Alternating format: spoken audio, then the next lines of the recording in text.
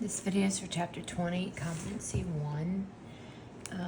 Make sure you watch the pre-lecture leading up to this. It's the first one on Chapter 20. It introduces these topics.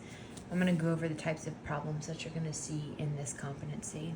So we're going to start off easy with oxidation numbers. There's 7 rules in his notes that you need to know, and again, they're covered in the pre-lectures and the chapter videos. I'll remind you of them as I do these examples, but make sure you're familiar with them. So an oxidation number is letting you know how many electrons you lost or gained, and what you'll eventually be doing is comparing oxidation numbers on one compound in a reaction to the same element on the other side in a reaction, and then you'll see how they're changing, and so that way you'll be able to say whether the electrons were lost or gained in the reaction. So when you start with something like this, one of the rules is oxygen should be -2. So the first thing I'm going to do is I'm going to start right there with a -2 oxidation number. What I like to do then is multiply by how many oxygens I have. So each oxygen would have a -2. So it's a total of -6. Remember, all your oxidation numbers in a compound or ion should add up to the charge on that ion or compound. So overall, when I add these up, I want a -1. So what plus -6 will give me a -1? A 5. So notice when I went down, I multiplied with the first number I started with. And now what I'm going to do is I'm going to divide when I go up. So 5 divided by 1 bromine. The oxidation number on bromine is 5, and on oxygen is -2. With carbon dioxide, I'm going to start with oxygen again. So we should have a -2 here. -2 times 2 is a -4. Notice there's no charge on this compound, so I need them to add up to 0. So what cancels out a -4? A 4. Divide when you go up, +4. All right, when you get to an element and it's all alone, it's an element and it's all alone, nothing else is with it, it's not part of a compound, whether it's diatomic or maybe it was something like just a metal all alone, 0. So right there's an oxidation number of 0. If you had iron all alone, 0. Just going to segue to this one over here. If there's a charge on it and it's alone, your oxidation number is always equal to the charge. So since that's a 3, this is a 3. Okay, when I get to this one over here, hydrogen, a rule for it, it's always a +1 with non-metals. If it's with a metal, its oxidation number can change, but it's very rare. And then, let me pause on that. Oxygen's always a -2, but if it's part of a peroxide, so peroxide is a polyatomic ion. If I crisscross with hydrogen, I get this, hydrogen peroxide. This is the only time where you'll see oxygen actually become a -1 instead of a -2. So just keep that in mind. You'll probably just see that in comps, but that is one of your 7 oxidation rules. And so what I would do, just don't want there to be too many numbers, -1 times 2. So this would have to be a 2 to cancel that out, divided by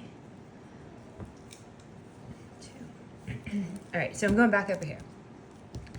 Hydrogen's with the non-metal. It should be a +1. So I'm going to start there. It has its own rule. When I multiply down, we get an 8. I need this to equal 0 when I'm done. So this should be -8. Well, when I divide -8 over 3, I'm getting -8 thirds. That's okay. It's fine if you see a little fraction. It's a little more rare. We usually get whole numbers, but that's totally fine. All right. You'll see that a couple times, mostly in comps, doubtful on your test. All right, so we're going to go into redox reactions now. So the way you know if you have a redox reaction, you'll just be given equations. You're going to go and you're going to assign an oxidation number like we were just doing to every single element in your reactions. And then all you have to do is look and see, do they change? So if hydrogen has an oxidation number over here and it's different over here, it's a redox reaction. As long as one number changes for an element left to right, it's a redox reaction. If I go to another reaction, if the hydrogens match and the oxygens match, it's not a redox reaction. So we're going to assign all these numbers. When we're doing it, when we're done, we're going to say which one is reduced and which one is oxidized. So in chemistry, reduction seems counterintuitive, is actually gaining. Reduction is gaining electrons. So your oxidation number will go down because electrons are negative and you're gaining them. And oxidation is losing electrons, so your oxidation number would become more positive. So he likes to use the phrase Leo goes Gur. Think of Leo as a lion. Losing electrons is oxidation, and what sound do lions make? Gur. Gaining electrons is reduction. Feel free to use that. You'll mostly see me use oil rig. Oxidation is losing, reduction is gaining, but they mean the same thing, so it's up to you. So if you get a problem like this and he's just saying, hey, is it a redox reaction? Reduction or oxidation occurs. Go in and let's assign our oxidation numbers. So I'm going to start here, -2. All right, what cancels that out? A 2. I'm not looking at coefficients. 2 over 2, 1. Okay. There's my oxidation numbers. Oxygen all alone, hydrogen all alone. So right away, is this a redox reaction? Yes. Look, hydrogen's number changed. Also, oxygen's changed, but as long as one changes, it's redox. So let's look and see which one was reduced. Which one went down? Hydrogen did. It went from a +1 to 0. This is reduction. It must have gained an electron, which canceled out that positive charge and made it 0. Oxygen must have lost electrons, and that's why it became more positive in value. And so you'll see me do that a lot because eventually we're going to split this reaction up. All right, if I go to the next one, is it a redox reaction? So I'm going to start with oxygen, -2 times 3. All right. I'm going to go to hydrogen next. It's with nonmetals, so it should be a +1, just using my oxidation number rules. So -6 and 1 is -5, so that must mean nitrogen's a +5. Okay, go to the other side. It has a charge on it. It's alone. It matches the charge. Over here, I'm going to start with oxygen, -2 times 3. I want that to equal the charge, -1. And so you can see hydrogen 1 and 1 didn't change. Nitrogen 5 and 5 didn't change. Oxygen -2, -2 didn't change. This is not a redox reaction. All right, so now we're on to oxidizing and reducing agents. So an oxidizing agent and a reducing agent should both be on the left-hand side, okay? An oxidizing agent is reduced, the thing that was reduced. And the reason they call it an oxidizing agent is because it allows the other thing that it's with to be oxidized. The reducing agent's also on the left side, but it was the thing that's oxidized. So it's allowing the other thing to be reduced. So we're going to practice finding them. All right, so the first thing I'm going to do is I'm going to assign oxidation numbers so I know what's reduced, what's oxidized, and what my agents are.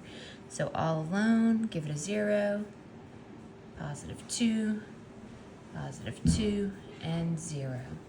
So if I'm looking for reduction, 2 to 0, that number is reduced, right? That was reduced. So therefore, my oxidizing agent is the thing on the left-hand side, all right? Fe +2. What went up in oxidation numbers? That was oxidized.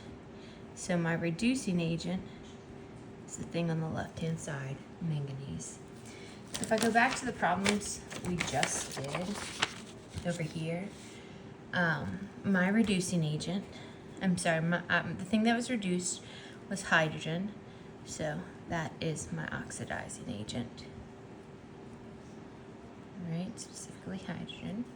The thing that was oxidized, the reducing agent comes from it, H2O2, specifically oxygen. All right.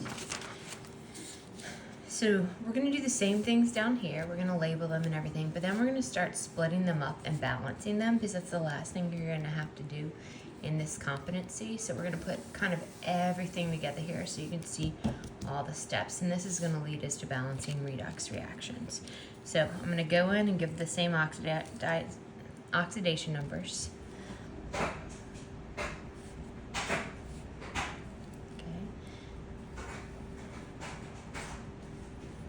Oxidized,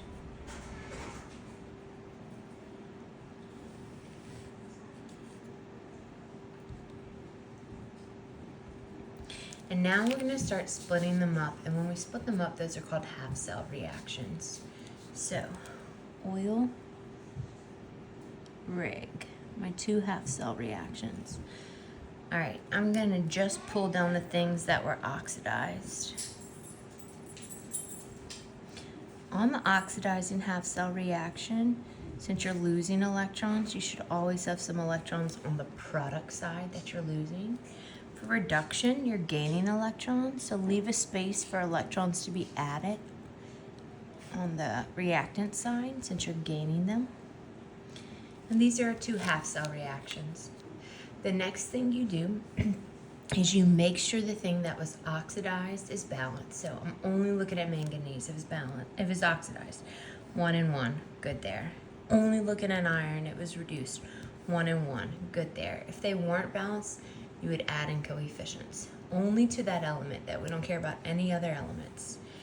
After that, you need to put a number with the electrons. And that number is going to come from up here. So if I look up here, manganese went from a 0 to a 2. So how many electrons did it lose? 2. So I need to put a 2 there. Iron went from a 2 to a 0. So how many electrons did it gain? 2. So I need to put a 2 there. So at this point, these two could cancel out. And if we need to put the reaction back together, we could. Also, this is going to come into handy now. The number of electrons that we get that cancel, that's going to be called N. So it's the moles of electrons that cancel. N equals 2. So I'm just going to start identifying that so you hear it more often. But we're not doing anything with that just yet. All right, let's go to this last one. Oxidation numbers: 0, -2, 5, -1. So I can see right here from bromine to go from 0 to 5, this one was oxidized. Right, from this bromine to go here, it reduced in value. All right, and so it's okay to have the left side go into 2 different things. So now I'm going to split them up in their half cell reactions.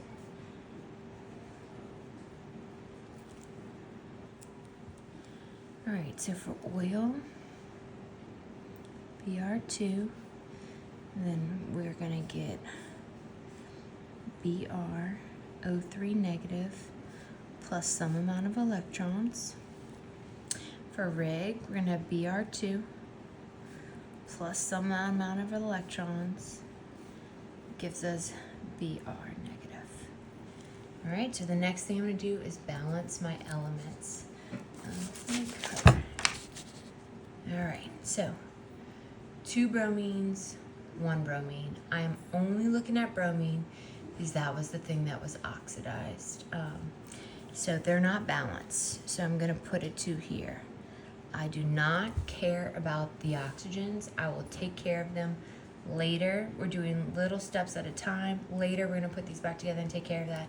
We don't care about them now. So pay attention to this. Your bromines are now balanced. Up here, when it was oxidized, it went from 0 to 5. But those numbers are a change for 1 bromine. Y'all have 2 bromines. So each of them is going 0 to 5, 0 to 5. So that's losing 10 electrons overall. That should be a 10. Down here, what was reduced? Bromine. So I have 2 over here and 1 right here. So I've got to balance them. Okay. So when I go to reduction, it went from 0 to -1. Well, that looks like we gained 1 electron. But we have 2 bromines. So each one's going 0 to -1, 0 to -1. Sorry, before I might have said 2, but it was gaining 1 electron, but there's 2 of them, so the total is 2. So you can see right now our electrons don't cancel. We have to have them cancel before we can ever put these half cells back together. So you ask yourself, what do I need to do to get these to the same number? I need this to be 10. So what could I do to this whole reaction? What could I multiply through by? 5. And so this 5 is going to go here, here, and here. So my Rig reaction is going to be 5 Br2 plus 10 electrons gives me 10 bromine ions. All right, and so then this and this is what I'm looking at now. So we can see 10 and 10 match. Our N would be called 10. That'll come in handy later. But these are two half cell reactions.